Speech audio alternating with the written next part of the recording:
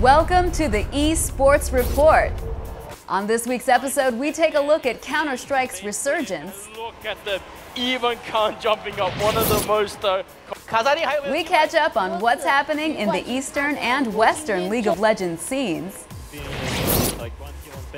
And we have all the results from the last 2 weeks of Starcraft competition.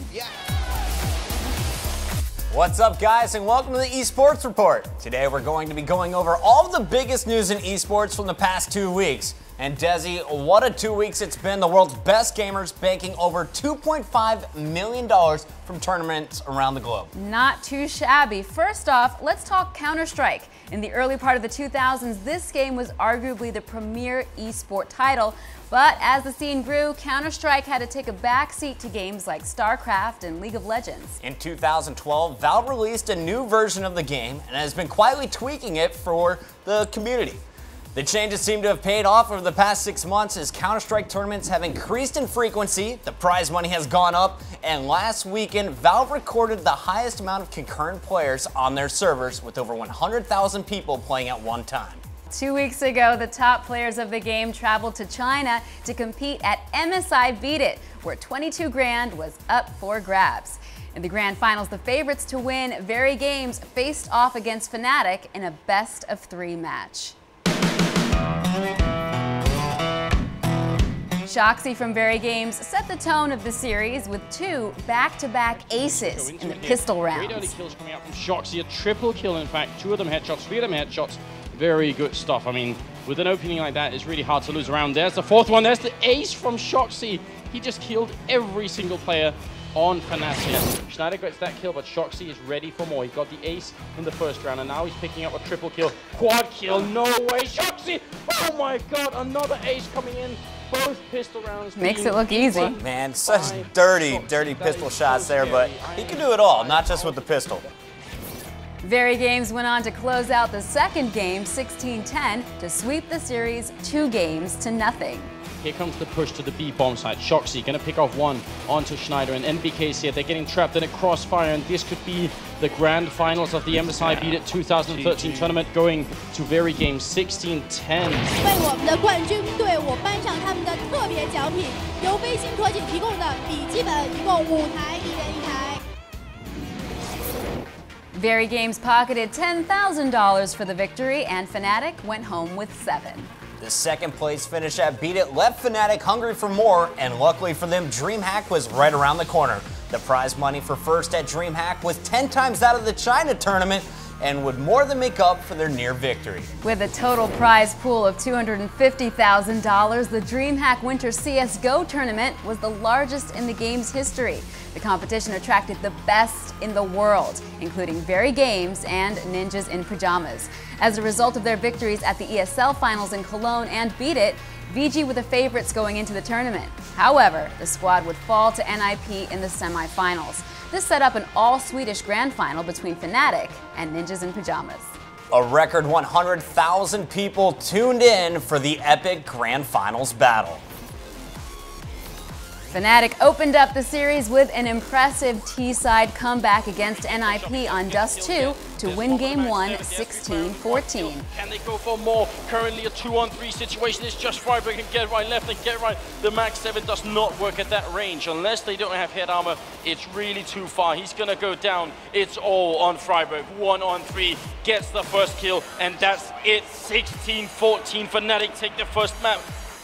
NIP bounced back with a 16-6 victory on Inferno, but it just wasn't enough because Fnatic dominated Game 3 on Train 16-2 to become DreamHack Winter Champion. So good to see Fnatic on top, and these guys were pumped up. Check out this pants move. Classy. So Counter-Strike bouncing back, absolutely enormous competition going down there in Sweden.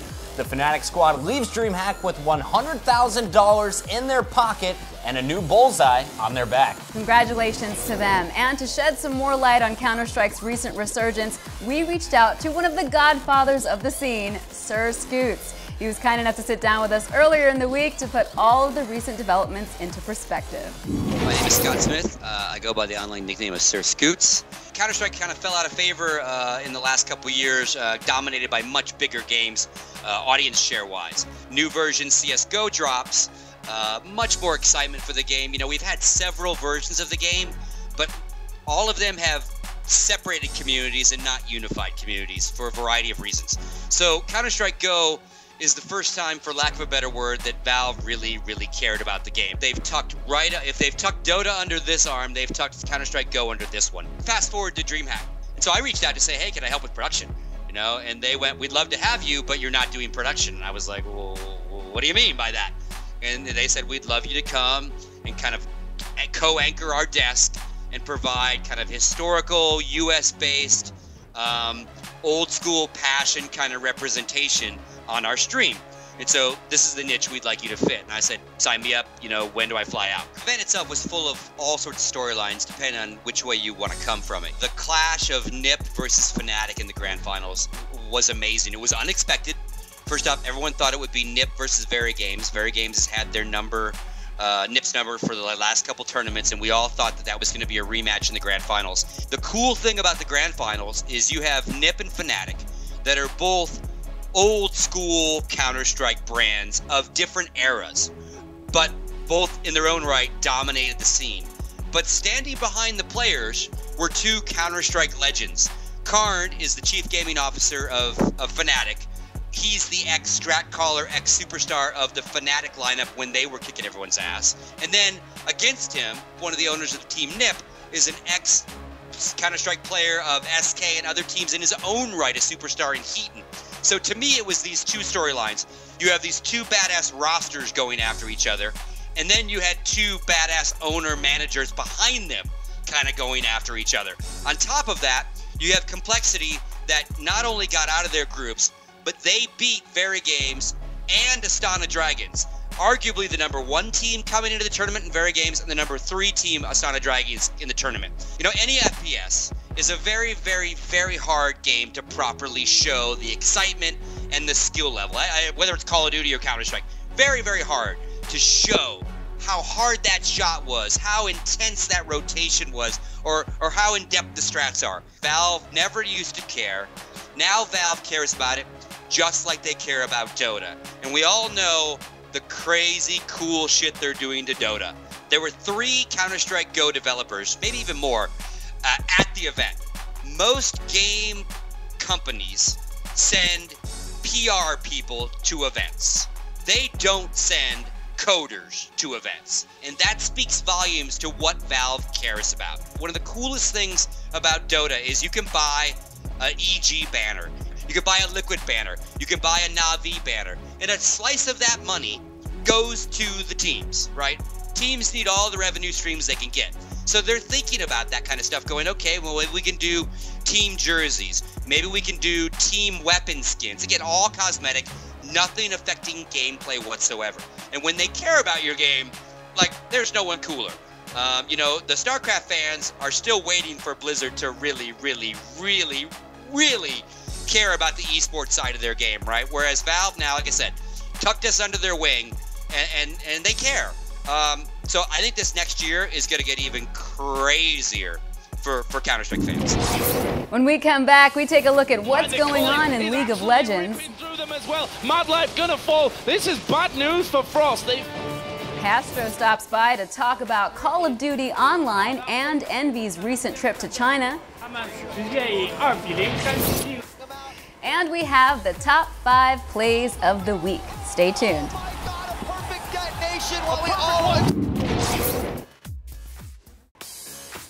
Over the course of the last 2 weeks, more than a half-dozen League of Legends tournaments took place around the world.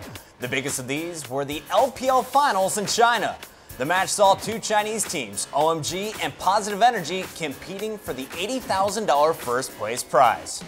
OMG showed why they'd been on top of the summer season, with San positioning perfectly in team fights. 先手来了，躲开，哇！直接被打出被动，龙女飞了上去，白白的被打出了被动，然后交闪现死掉了，被恐惧。不过这边对文切的不错，一个大但没有出大道，没大道，卡萨丁被打死了。奥巴马放了一个大把，卡萨丁手上3杀4杀。 Down in the series 2-1, PE stayed positive and let Name guarantee a Game 5. 这边的话看这波团，鲁鲁这个大很漂亮，很漂亮的一个大招，应该能先杀了维啊 EZ， 先杀了 EZ， 好的，紧接着再杀了9桶，维要收割了，这波继续追，再点一下出来，漂亮，3个，只有掉到一个人跑掉了，4个，队友很大龙，自杀，这是要大龙，这一波。 Positive Energy banned out the problematic Lucian in Game 5, and they really seemed to solve their purple side woes as they turned an early lead into a methodical victory. 一天的节奏啊！这波团打完之后可以大龙。 Positive Energy leaves with the biggest prize. OMG once again falls just short of victory. Now, for those of you that don't remember, they finished 3rd, 4th at Worlds, with their only loss in bracket play coming at the hands of Royal Club. Royal Club comes in 4th as a result of a DQ in the semifinals. Midway through bracket play, they switched their lineup, which of course made them ineligible for further matches. A little bit of controversy there. Right after LPL, 2 more tournaments took place in Asia. IEM Singapore and the WCG Grand Finals. At IEM Singapore, Invictus Gaming and CJ Entus Frost made it to the Grand Finals. Invictus Gaming managed to take Game 1 after repeatedly converting Frost's failed ganks into their own kills. Can they lock them up? Great shockwave will actually pull both back. Are they going to be able to finish? Here comes the Shen ultimate as well. Assault and Battery comes down onto Helios, and again they turn around a kill. In Game 2, IG taught Frost why Fiddlesticks is a champion to fear, as his initiations led the Chinese team to a 2-0 victory. Belly slam picks up the kill, but now they have to back away. Good equalizer from PDD. He's right on the front line. The Cullen is absolutely ripping through them as well. Madlife gonna fall. This is bad news for Frost. They've got a 3-for-1 at this point. They may lose this in a... They received Invictus takes home $25,000 for their victory. We should also mention Singapore hosted an amateur tournament at the event where CGA Legends placed first. And finally, WCG was the 3rd major tournament in Asia. The finals for League of Legends saw Korea and China battle it out once more, with CJ Entus Blaze and OMG representing their respective countries. Blaze's recently revamped roster was clicking on all cylinders all tournament long, and the finals, they were no exception. Right now for OMG, they're going to get the Baron, and Blaze swinging around, they catch The Lovely CJ Entus squad managed to blaze through the tournament without dropping a single game. Is he? He is. Never mind, he is. Oh, actually, no, they decided to kill Name first, Name decided to jump in front of the Cougar Claws to save his brave, buddy Cool. What a loyal friend. Gold medalists for this event are Korea, CJ Entus Blaze. 获得金牌的是来自韩国的 CJ Entus Blaze。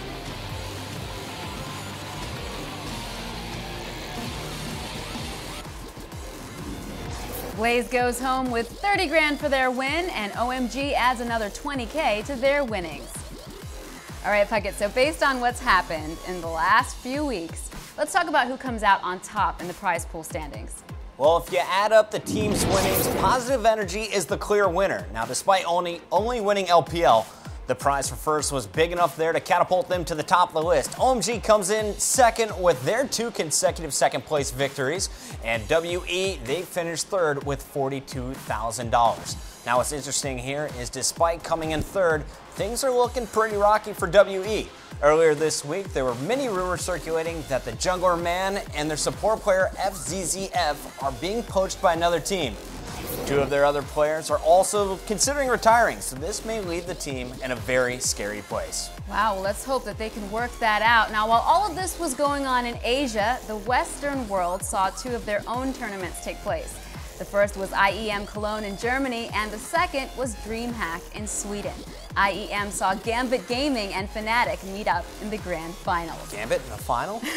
Gambit looked to be in top form as they followed Alex Itch's rock-solid initiations to victory in Game 1. Not going to be anywhere near this one. Oh, he thought about it. Look, he came around the side and immediately saw Alex just peek around the corner. He's going to get caught. He's going to get destroyed. That is a complete multi-kill, and it's going to become all she wrote for Fnatic. That will be Gambit surely taking Game 1 here, and really, what a fantastic performance they've put in. I think if we sum this up, all this game is about is Domoy.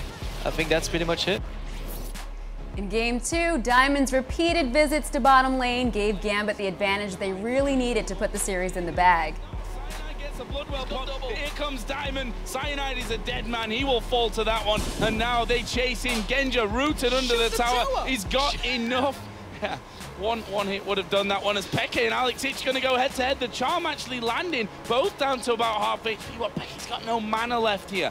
Alex has not got his ultimate available. That was used earlier on. There's low health pings going somewhere on the map. Yeah, Peke is probably dead from this one. Misses the charm. Flash over the wall from Diamond. That's another one. 7-1-6. The only thing I did was being in like 1 kill on Peke in mid lane and the other like coming to bot lane. Otherwise, like Diamond was killing everyone everywhere because I think he was raged because he got first blooded. So he just wanted the revenge. Gambit takes home nearly 20 grand for their victory. This is their 4th IEM win in 5 attempts. In the amateur tournament, Copenhagen Wolves were the top placing squad and they earned $17,000. $17K for an amateur tournament, not bad, Copenhagen Wolves. And finally, guys, DreamHack hosted the last of the League of Legends majors. The event saw 8 teams clash for roughly $30,000 in prizes. SK Gaming and KMT met up in the finals. KMT came out with a convincing Game 1, and they looked in position to do the same in Game 2, but you know, SK Gaming had other plans. They're taking a lot of damage from the Baron right now. It's not going down as fast as they're expecting. Nif is going to be falling in the meanwhile, the explosive cast comes through. The Baron is still being picked up from Selva. They're changing targets right now. Vander's being crushed by it. Zazas is very low. Jankos is very low. And Lee Sin comes in and will be taking away the Baron. Spence Guerin coming out huge here. After the Baron steal, it was just all SK Gaming who clawed their way to a Game 2 victory and coasted through Game 3 to win. SK is rewarded with approximately $10,000 and KMT walks away with 5.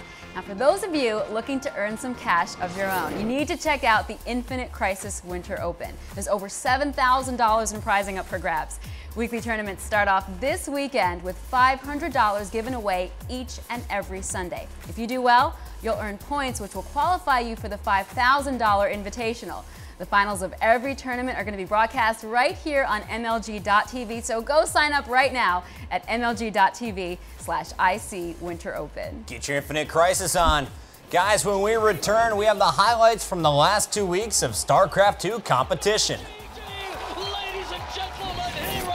My boy Hastro is going to share his thoughts on Call of Duty Online. And we count down the top 5 plays from the past 2 weeks in eSports. Rocks there, kind of dividing this force up. The Starcraft world saw several competitions take place over the past 2 weeks. The first was Redbull Battlegrounds. In a stunning turn of events, the grand final saw the 2012 WCS champion Parting take on the 2013 WCS champion SOS. Parting opened up the series with some choice words for his opponent. SOS, I don't believe you're the world champion.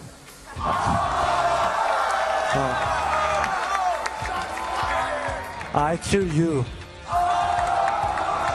Parting backed up his trash talk by taking the first win in the series, crushing SOS's expansion attempt.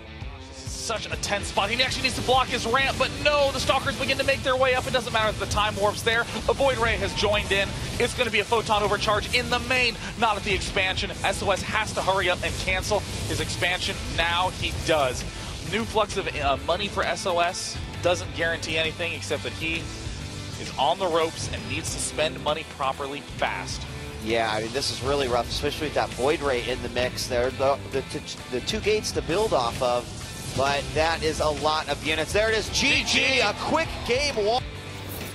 The 2 traded games until Parting closed out the series in Game 5. He held off SOS's aggression, fended off Blink Stalker and Warp Prism Harass, and eventually crushed SOS with one huge push. He has defeated the 2013 WCS champion from just a few weeks ago. Give it up for Parting!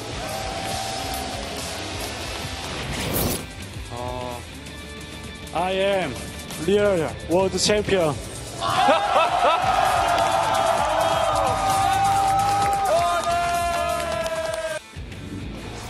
The victory sent Parting home with $20,000.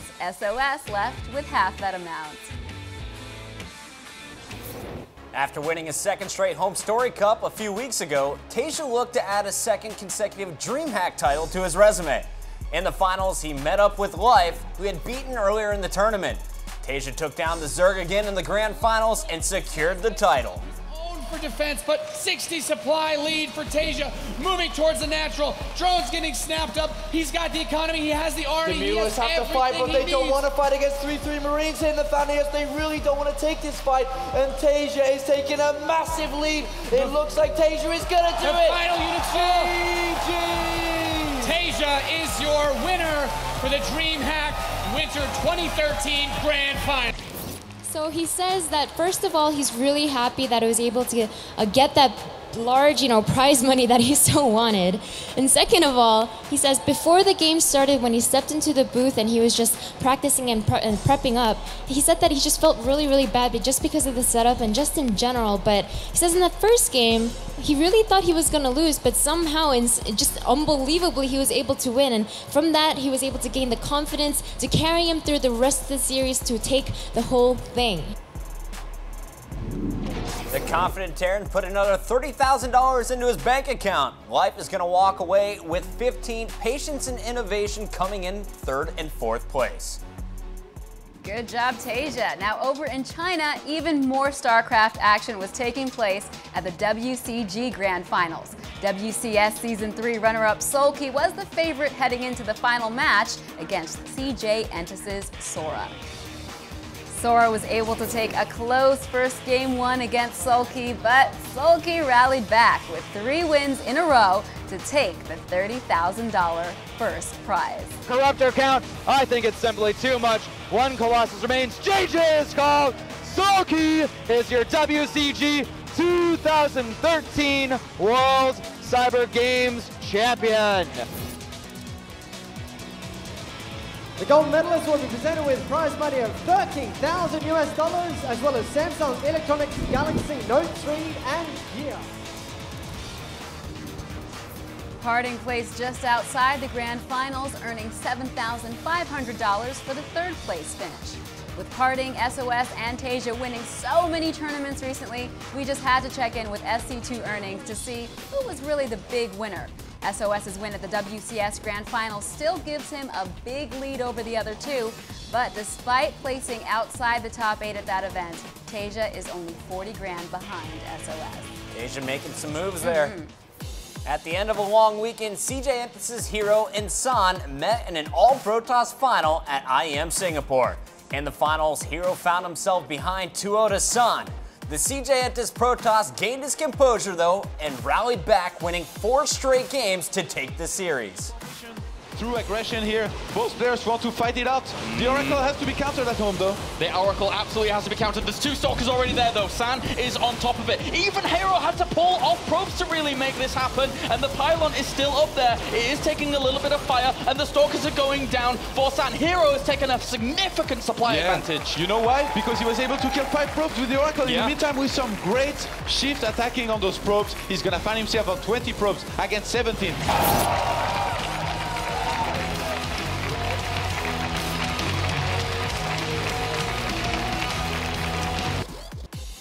The victory earns Hero another $10,000. San is going to leave IEM Singapore with $4K for a 2nd place finish. When we return, we check out what happened in the Dota 2 competition at DreamHack. Congratulations, Zendi. Thank you. Hastro drops by to talk about the latest Call of Duty game you probably haven't heard of. And we have the top 5 plays of the week. Goes down, but there's no time. The DreamHack Winter Dota 2 tournament had quite a few familiar faces fighting for a piece of the $50,000 prize pool. After falling to Fnatic in the winners bracket finals, Na'Vi got a chance for a rematch in the finals. The Ukrainians 3-0'd Alliance in the losers bracket and came into that final match as if they were a whole new team. They went on to crush Fnatic 3-0 in the rematch. A level 1 team fight in the 3rd game snowballed into a 17-minute victory for Na'Vi. trying to get him away to safety. Then the Enchantress heal as well, leveled up by Puppy. Now the 1 second, so Nortali's going to go down right now. He needs one more hit. Puppy's low. Nortali does die. Courier is the last to this the whiff. And now Denny comes back into the fight. Fly, Harney, battling up with the Force and Funnick. This pair's holding hands. Earning imprisonment from Denny. Is slowing down Era. One last blast, but now he will go down. The Enchantress took the fall up next to T1 Tower. Trixie dived in so far for that one. But we get 2 for 1 in favor of Na'Vi. 1 kill for OD, 1 kill for Windrunner, 1 kill for... You've been the unsung hero of the tournament as well, so we're going to give you a couple words to you as well. Anything you want to say? It was great games. I don't know. Thank you everyone too. It was a great tournament. All participants were really strong. GG, well played to Fnatic, and have a nice day. Rounding out the top 4 were the Alliance and Team Liquid. In the 3 tournaments Na'Vi has played in during the last 3 weeks, they've placed first twice and third, fourth once. All right, now let's talk some Call of Duty. Team Envious traveled to the Tencent Games Carnival in Shanghai for a promotional tournament. Tencent recently struck up a partnership with Activision that allowed them to develop a Call of Duty game targeted specifically toward the Chinese market. Here to tell us more about Shanghai and the game is Envy's Hastro. Hi, my name is Hastro. That's my gamer tag. Real name is Mike Raphael. I'm currently part team owner and manager for Team Envious. So visiting Shanghai was, an opportunity that none of us could really pass up, and it came at a time when we had like a really busy schedule. We had to leave directly from MLG Columbus and head all the way to China, which was a 15-hour flight. So immediately when we hit the ground, it was just a completely different scenario, I guess, from what we're used to living here in the U.S. Activision, along with their partner Tencent Games, is releasing a free-to-play version of Call of Duty in China called Call of Duty Online. So we were there to play the game and against Chinese professional players on the PC. So I think the way Call of Duty Online is set up is really interesting. I think it offers a chance for a lot of people out there to experience the game. I feel like when you're taking a game like Call of Duty and introducing it to as big of a market as China is, I feel like it makes complete sense to have it a free-to-play game where you can still upgrade and do things with microtransactions that allow them to continually develop the game and spend money on it, but also expose a large number of people really quickly to a game that's so good like Call of Duty. It was a really, really cool game to play because it used a lot of elements of from Call of Duty that were really familiar to us. And I think it's going to be a platform that they can build on there for the Chinese fans. So we are traditionally a console gaming team, but we do actually play a lot of PC games. And we had 2 days to get ready to play the Chinese players who have been accustomed to playing PC shooters, their whole lives. So we went into it just kind of a little skeptical of how we would do, but to be honest, we use our game knowledge of Call of Duty. That's what kept us in the matches against the Chinese professionals. We actually won more maps than we lost there, and we took their best team down to the final map and really the final round of S&D. And in this S&D round, that's basically like an overtime round that they kind of use as a moniker of who would kind of take the exhibition, but there was no real declared winner technically, but we did win more maps than we lost out there in Shanghai. And we just had tons of respect for the Chinese players. And I mean, I think that the Chinese people themselves are really excited about the game. And if it takes off there, then I think that they alone can drive a big market for Call of Duty eSports worldwide. We look forward to doing this more. I mean, that's something that we were just talking about as a team out there. The fact that we got the chance to visit China and experience a trip like this by being a professional team, it was something that it really, I guess, opened up our eyes and let us know that we have a big sport on our hands, and in the future, hopefully, there are going to be more things around the world for us to experience, as well as anybody else willing to get into esports. All right, so it sounds like Hastro and the boys had a pretty good time over there in China. Absolutely. Now, while Starcraft, Counter-Strike, and League of Legends were the most talked about tournaments, WCG and DreamHack, they still put up some prize money for several other smaller titles. World of Tanks saw the Ukrainian Team Dignitas take home the biggest prize. Japan dominated the Street Fighter competition in both tournaments. All right, good stuff, but now it is time for the top 5. Take it away, Puckett. All right, ladies and gentlemen, you know what time it is. It is time for our top 5 plays from the esports world in the last 2 weeks. And kicking off the action, you know this guy. It's Tasia back with another command center save, this time against Life. Those Zerglings, as you said, mostly fodder with the 2-2. Couple Baileys will take out the last few Marines. That third command center under a lot of pressure. The SCVs trying to dive on top of this. He will save it. More Marines.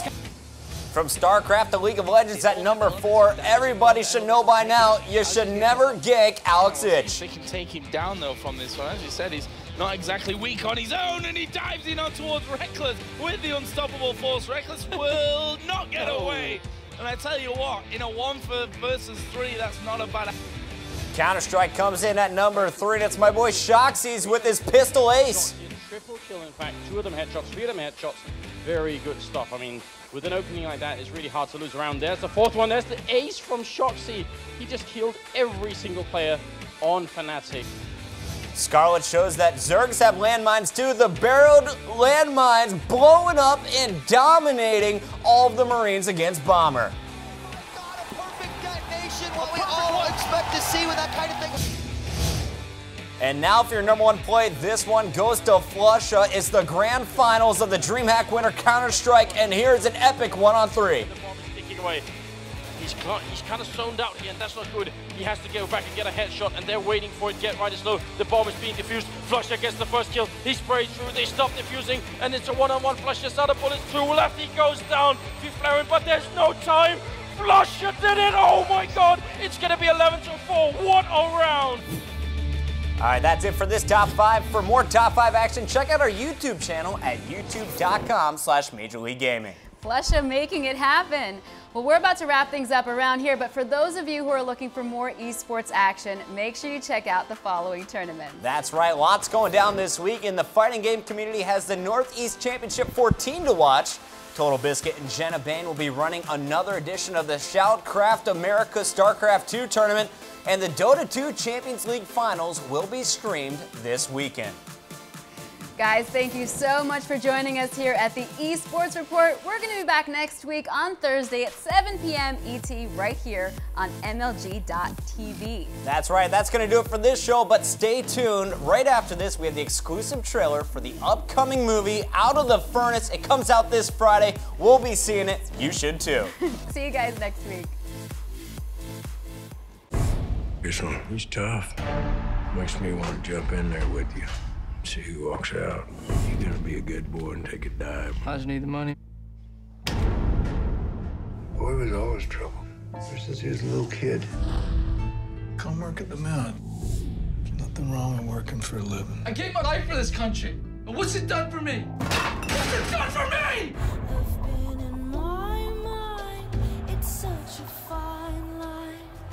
They haven't been able to find your brother. It's a whole nother world. And to own Rita Justice, and it does not include us. They aren't gonna look for Rodney? No. He's a good man, so save him. He hunts those mountains. If the locals knew why you were here, then you'd be leaving in a body bag. I'm Ronnie Baze's brother. I ain't leaving without him.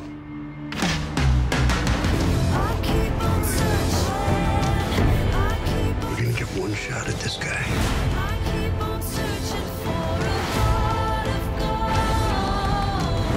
Forgive me my sins, O Lord, the sins of my soul. We're brothers, and we're all we got.